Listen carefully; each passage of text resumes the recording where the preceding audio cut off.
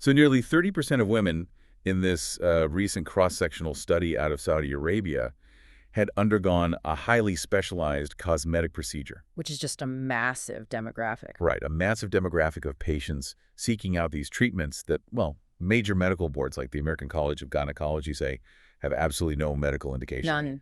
And they lack robust safety data, too. Exactly. So it really begs the question, why are we seeing such a massive, global surge in treatments that the medical establishment explicitly says just aren't necessary? It creates this really fascinating tension. We're looking at a space where rapidly advancing regenerative biology is just colliding head-on with intense psychological demand. Yeah? And it's all happening in an anatomical region that, frankly, most people are still really uncomfortable discussing openly. Which is exactly why we're here. Welcome to the Deep Dive. Today we're taking a stack of very diverse sources for you. We've got everything from that demographic study in Saudi Arabia to intensely detailed clinical FAQs for practitioners, right down to those glossy marketing brochures you might see sitting in a med spa waiting room. Oh, those brochures. Right.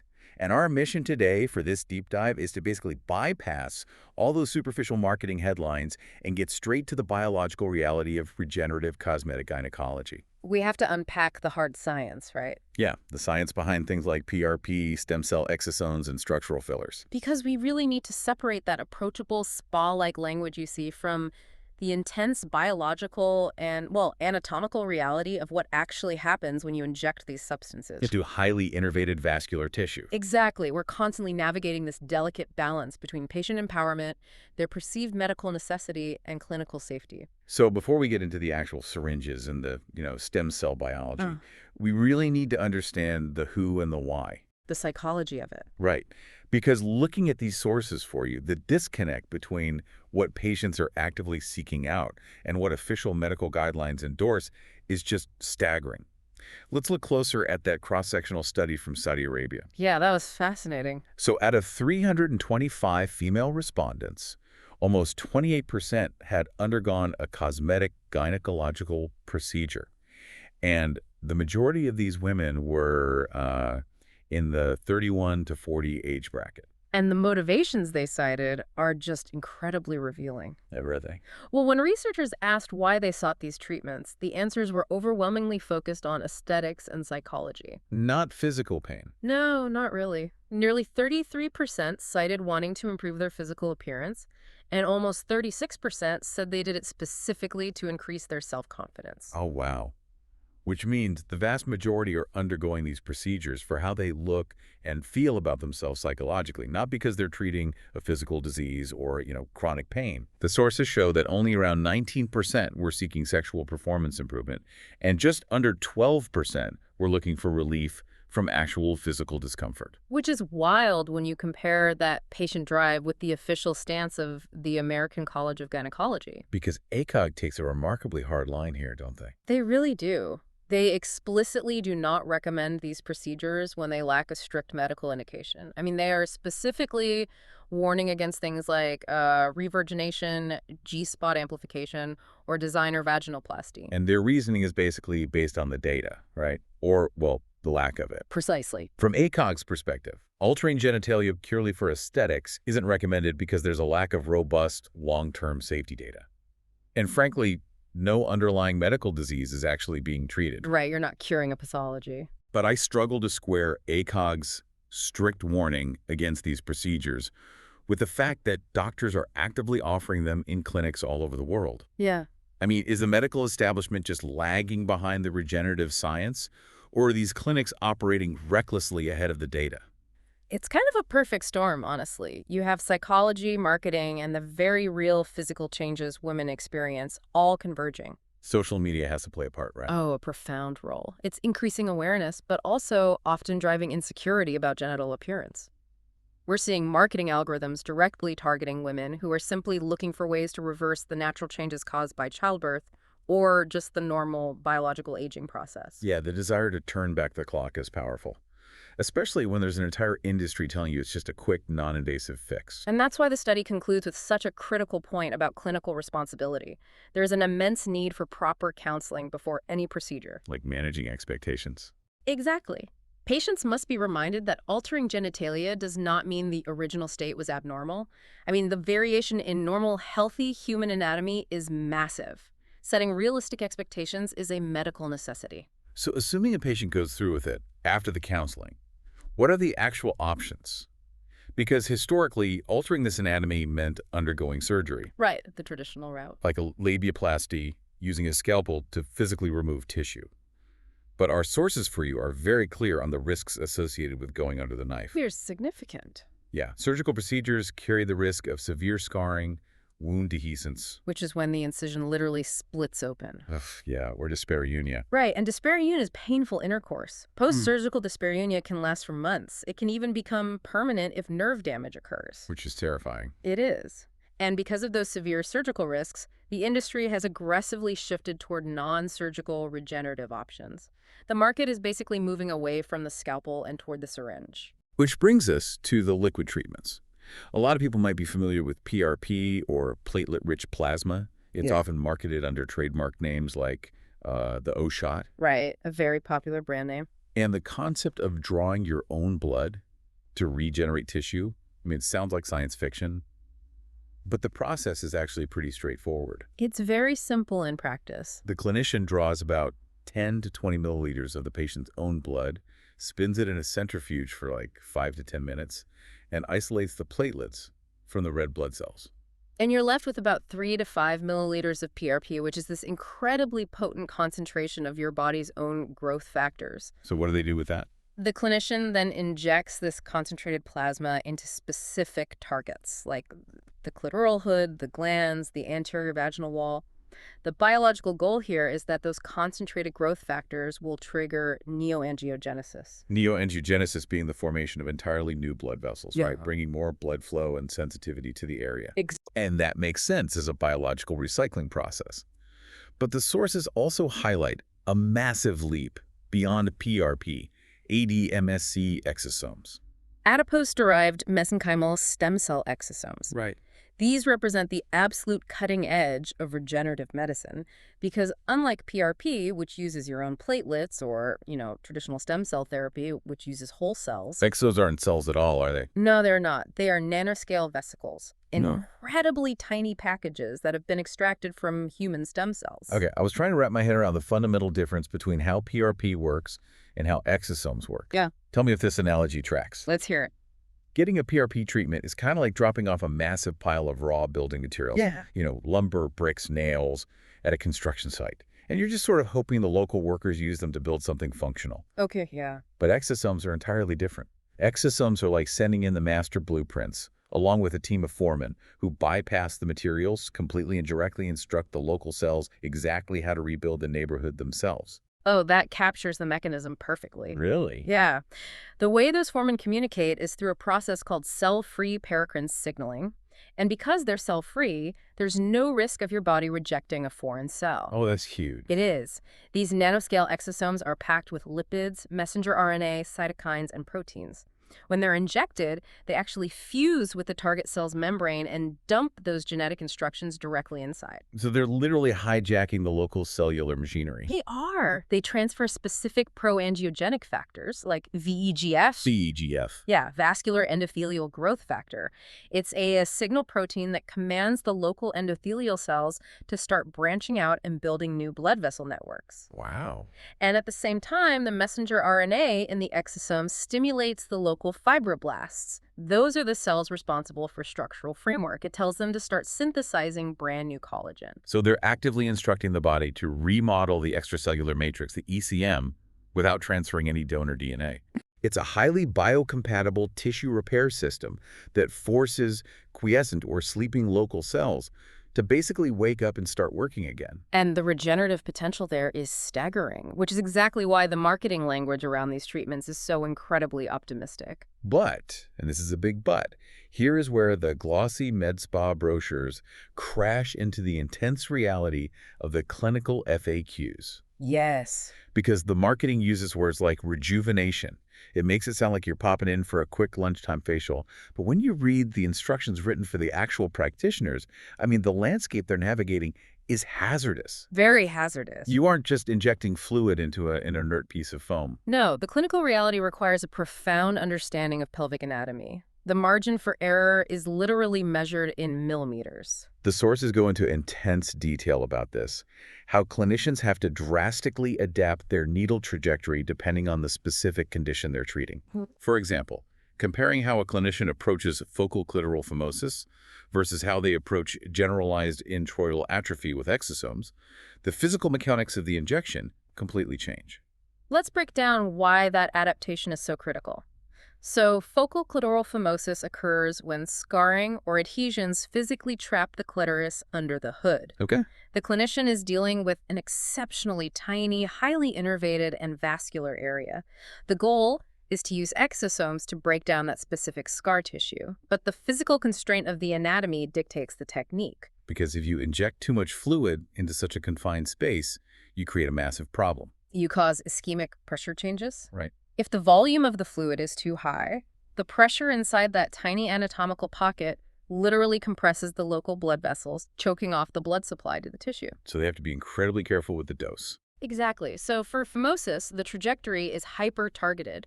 It often requires a specialized nerve block beforehand just to manage the pain.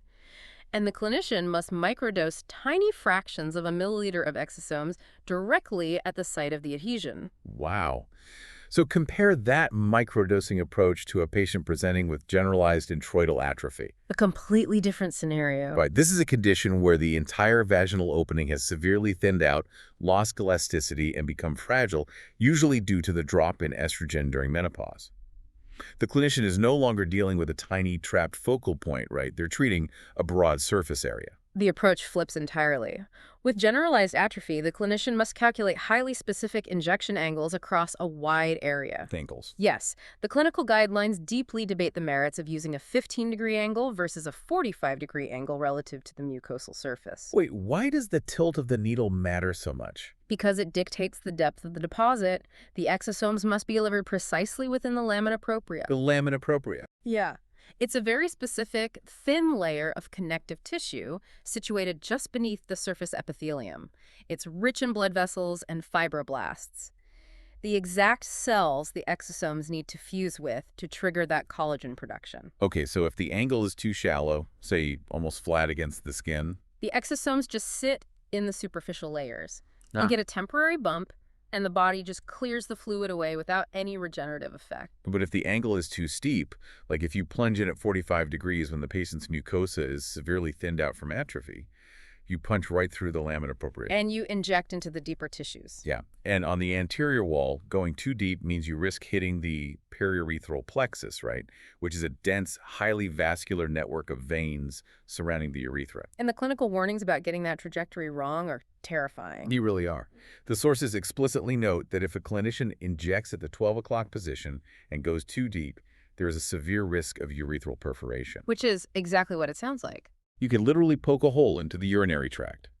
Or they might encounter an active urethral caruncle. Right. A urethral caruncle is a benign, fleshy outgrowth at the urethral opening. It's very common in postmenopausal women. Okay. It's highly vascular and bleeds easily. If the clinician doesn't actively assess the anatomy, adapt their needle trajectory, and carefully navigate around that caruncle, injecting directly into or under it can cause a severe localized hemorrhage. Which circles back to my earlier pushback. Yeah. If the exact anatomical target depth is so critical and the injection angles are this fiercely debated, to the point where clinical guidelines explicitly state this level of detail shouldn't even be published as patient-facing advice because it's too alarming. Isn't it incredibly dangerous that these procedures are marketed alongside laser hair removal in cosmetic med spas? It is the defining tension of this entire field. Yeah. We are looking at a stark, sometimes dangerous difference in clinical skill levels. A highly trained urogynecologist performing a targeted clitoral block to treat a complex pain condition like neuroproliferative vestibulodynia is practicing precise, advanced regenerative medicine. Because they understand the lamina propria. They know exactly where the periurethral plexus is. Yes, absolutely. But a cosmetic clinic taking a one-size-fits-all approach, blindly injecting PRP or exosomes with a standard needle angle just because a patient walked in asking for a rejuvenation. It's a huge risk. They're walking a very dangerous line. The anatomy demands absolute respect, and the marketing often completely glosses over the biological hazards. So exosomes and PRP are all about biological regeneration. They're delivering the blueprints and the signals to change the cellular behavior over weeks and months. Right. But patients often want immediate physical results, which requires a completely different mechanism. And that brings us to hyaluronic acid, or HA fillers, and specifically the G-shot. Oh, yes. We're moving from biological signaling to pure structural mechanics. It's a profound shift in the physics of the treatment. Because the G-shot involves injecting a physical blob of gel into the anterior vaginal wall to increase physical projection and sensitivity. But I am trying to imagine the sheer biomechanical forces at play here. They're intense.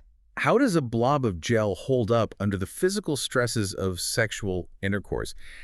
It seems like trying to build a sandcastle in the middle of a highway. That's a great way to put it. The environment inside the vaginal canal presents extreme biomechanical hurdles.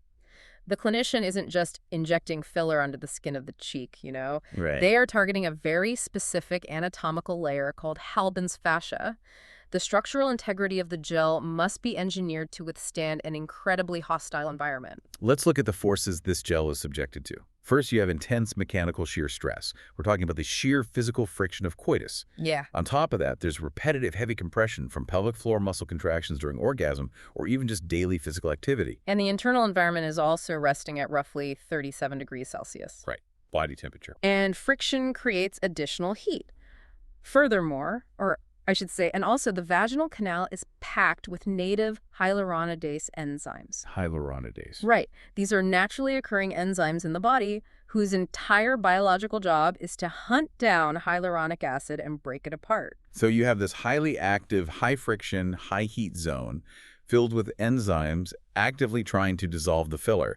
Does a highly active sex life make the filler dissolve and flatten out faster? That is a primary clinical consideration. The degradation kinetics, the specific rate at which the filler breaks down, are directly accelerated by mechanical shear stress and heat. So they have to factor that in. Exactly. A clinician must evaluate the patient's lifestyle and compare the expected longevity of the filler between sexually active and sexually inactive women. To survive that kind of violence, the chemistry of the filler has to be radically different from the soft fillers used for facial aesthetics, like lip plumping, right? Oh, completely. Because if you put lip filler in Halban's fascia, the physical impact would just flatten it into a pancake immediately. The manufacturing chemistry is fascinating, actually. The filler requires specific BDDE cross-linking technologies. BDD. It's a chemical binding agent. Think of it as a molecular superglue. Okay. It links the long chains of hyaluronic acid together, creating a dense, highly durable, three-dimensional mesh that is incredibly difficult for the body's hyaluronidase enzymes to chew through. And the sources also mentioned that this specific filler must possess a high elasticity modulus, a physical property that physicists refer to as G prime. Right, G prime. And high G prime essentially means the gel is firm and possesses a strong structural memory. Exactly. When it gets crushed or compressed by pelvic floor muscles, a high G prime allows it to bounce right back to its original shape instead of squishing outwards. And that is why the clinical sources heavily prefer NASHA gels for this procedure. NASHA. Yes. NASHA stands for non-animal stabilized hyaluronic acid. Because it's highly purified and heavily cross-linked, it resists enzymatic breakdown and maintains that localized, palpable projection that the G-shot requires. But even with the most advanced molecular superglue and a high G prime, injecting a structural beam into the vaginal wall carries significant physical risks. Absolutely. If the clinician places it in the wrong layer or if the gel's cohesivity fails under pressure, the complications are severe. The body can actually react to the filler by walling it off, creating a sterile submucosal abscess. Ouch. Yeah, essentially a hard, painful lump of trapped fluid. Alternatively, due to the intense physical impact of high shear activity, the physical mass of the filler can migrate. It physically moves away from the injection site. It does. Wow, the sources warn that the gel can migrate upward toward the bladder neck, which completely defeats the purpose of amplifying the G-spot and introduces a whole new set of functional problems for you. Serious problems. Right. A mass of migrated gel pressing against the bladder neck can cause severe voiding dysfunction. Oh. The patient may suddenly find it incredibly difficult or painful to urinate. It brings us right back to the central theme, right? There is a profound, often dangerous gap between marketing a quick aesthetic enhancement and the stark clinical reality of navigating Halpin's fascia, calculating shear stress degradation, and managing complex polymer chemistry. We have covered a massive amount of ground today for you. We started by looking at the powerful psychological drivers pushing demand. Women seeking confidence and aesthetic changes, creating a global industry that operates in direct defiance of ACOG guidelines, warning against procedures that lack medical indication. We examined how the severe risks of traditional surgery drove the industry to harness the cutting edge of biology. Right. We looked at the neoangiogenesis triggered by the platelets in PRP and the incredible cell-free paracrine signaling of exosomes, utilizing messenger RNA to hijack local fibroblasts and print in the collagen. And we dug deep into the harrowing clinical reality of actually delivering those biological signals, the vital importance of adapting needle trajectories, microdosing for focal clitoral phimosis to avoid ischemic pressure, versus calculating exact 15-degree angles to hit the lamina propria during generalized introital atrophy, all while dodging the periurethral plexus. Culminating in the sheer structural endurance test of the G-shot. Relying on BDDE cross-linked NASHA gels with high G' elasticity just to survive the thermal, enzymatic, and mechanical friction of human intimacy. So looking at all of this, from the demographics to the stem cell biology down to the biomechanics, what is the ultimate takeaway from this stack of sources? I think it presents a profound philosophical question about where medicine is heading. How so? Well, right now, medical boards like ACOG draw a hard line between treating a functional disease and providing a cosmetic enhancement. But as regenerative technologies like exosomes become even more advanced, as we gain the precise ability to entirely remodel our cellular matrices at a molecular level, will that dividing line eventually disappear entirely? Wow. If we can literally command cells to rebuild themselves perfectly, restoring tissues to peak biological function, what even is cosmetic anymore? Exactly. And when that line finally blurs, how will the medical establishment redefine what is considered medically indicated when dealing with the complex intersection of aging, psychology, and the physical reality of human intimacy? That is an incredible thought to carry with you the next time you see a social media ad promising a quick lunchtime rejuvenation. Thanks for joining us on this deep dive. Keep questioning the biology and the science behind the glossy headlines. And the next time someone points at a medical procedure and calls it simple, just remember, beneath the marketing, we are navigating an incredibly complex microscopic landscape.